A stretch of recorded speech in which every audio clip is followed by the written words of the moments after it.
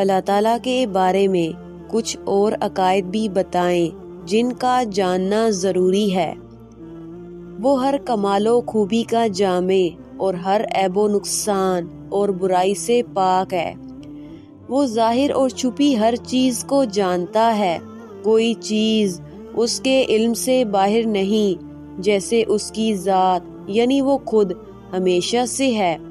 उसकी तमाम सिफात भी हमेशा से हैं।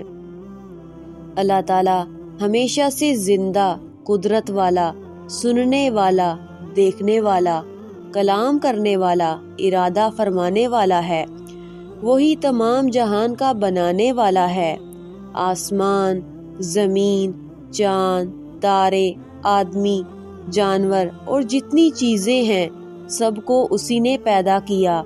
वही पालता है, सब उसी के मोहताज हैं।